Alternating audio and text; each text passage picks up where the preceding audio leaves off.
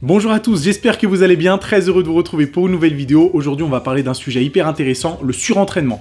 Un sujet que j'ai jamais abordé je crois sur ma chaîne, mais on va pas parler que de ça, on va aussi essayer de déterminer si jamais vous vous entraînez trop, quels sont les risques auxquels vous vous exposez et comment réagir si jamais c'est le cas. Avant de commencer, je vous conseille, je vous encourage, je vous recommande de vous abonner à la chaîne, vous appuyez sur le petit bouton abonner et sur la cloche juste à côté pour ne rien rater des nouvelles vidéos, il y en a toutes les semaines, là on discute. Bon, on va pas faire durer le suspense plus longtemps, le surentraînement, est-ce que ça existe? Absolument. Le truc c'est que la majorité d'entre vous, je serais même tenté de dire la totalité ou la quasi-totalité d'entre vous, n'expérimentera jamais le surentraînement. D'ailleurs, moi-même, je pense que je n'ai jamais été victime du surentraînement. Parce que le surentraînement, c'est quelque chose de sérieux, avec des symptômes graves ou relativement graves. C'est pas juste un coup de fatigue ou une perte de motivation et là vous vous dites « Ah, je suis en surentraînement », absolument pas. Ça peut aller jusqu'à la dépression, l'insomnie, ou en tout cas un sommeil agité, la perte de poids, la perte de muscles, la prise de poids, le manque d'appétit, la réduction des performances à la salle.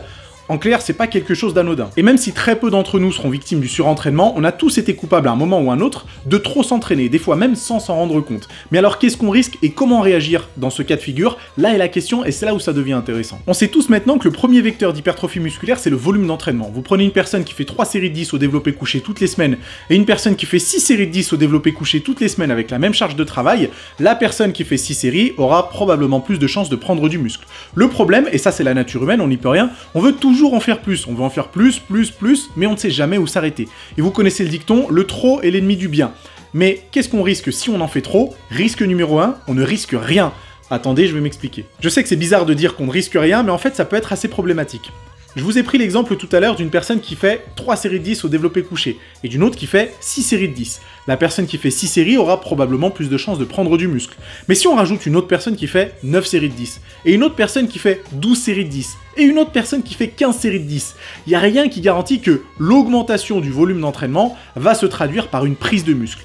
Donc il y a un moment où vous allez continuer à progresser, mais vous auriez très bien pu progresser de la même façon avec un volume d'entraînement bien moins important. Donc la seule chose que vous risquez, c'est de passer un petit peu trop de temps à la salle. Et ça, on en est tous coupables. Vous en êtes peut-être coupable à ce moment même avec votre programme d'entraînement. Peut-être que vous en faites beaucoup trop, alors que vous pourriez avoir exactement les mêmes résultats avec 20, 30 ou 40% de volume d'entraînement en moins. Et ça fait réfléchir parce que vous pourriez utiliser ce temps à faire d'autres activités. Deuxième risque, c'est la stagnation. Et là, ça commence à devenir un petit peu plus chiant. Et on est tous passés par là. On est tous passés par des périodes où ça voulait plus, où les mensurations n'évoluent plus, où les performances n'évoluent plus, alors qu'on fait preuve de toute la bonne volonté du monde. Et le premier réflexe, quand on stagne, c'est quoi? C'est de s'entraîner plus. Alors que, bien souvent, la solution serait de s'entraîner moins. Attention, je vous dis pas que si vous stagnez, c'est que forcément vous vous entraînez trop. Ça peut être à cause de votre alimentation, de votre programme d'entraînement, de votre récupération, mais dans certains cas, c'est aussi à cause d'un volume d'entraînement et d'une fréquence d'entraînement bien trop élevée. Le risque numéro 3, c'est la régression. Et en général, c'est pas quelque chose qui arrive aux débutants, ça arrive plus aux pratiquants expérimentés. Le genre de pratiquant qui aime tellement la muscu, qui a envie de s'entraîner 2 fois par jour, et qui est bien trop têtu pour reconnaître que son volume d'entraînement est probablement trop élevé.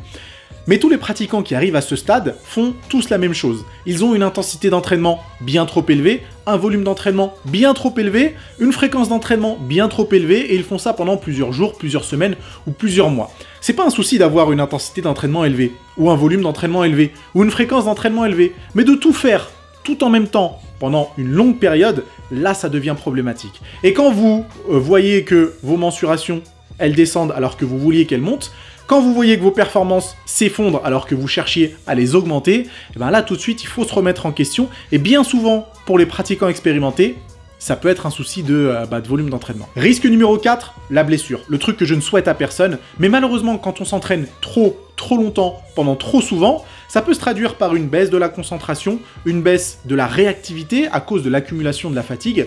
Et quand vous avez moins de concentration, moins de réactivité, une accumulation de fatigue, et que vous décidez de faire une série de squats assez lourde ou une série de soulevés de terre assez lourde, malheureusement, dans certains cas, ça peut se transformer en blessure. Et ça, c'est pas cool. Mais alors, tous ces risques, c'est bien beau, mais quelles sont les dispositions à prendre pour justement ne rien risquer? Mon premier conseil, tenir un carnet d'entraînement où noter un maximum d'informations sur votre propre physique, sur votre ressenti et sur vos séances d'entraînement. C'est un peu comme la nourriture en fait. Si vous ne calculez pas votre total calorique, vous ne savez pas si vous mangez trop ou pas assez. Et vous ne pouvez pas comparer ce total calorique à une période précédente et ou à une période suivante.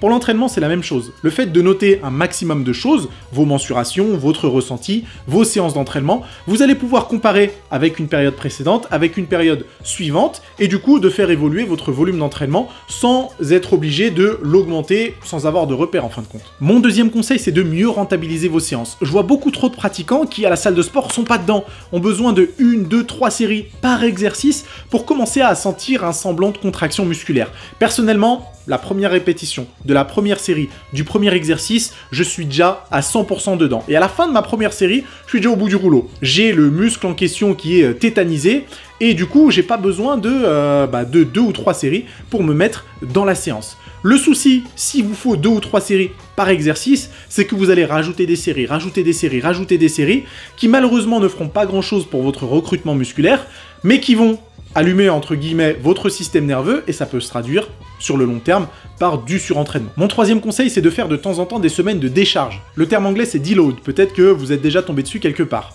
Et ces semaines de décharge consistent à réduire le volume d'entraînement, réduire l'intensité de travail et réduire la fréquence d'entraînement pour faire office en fin de compte de récupération active.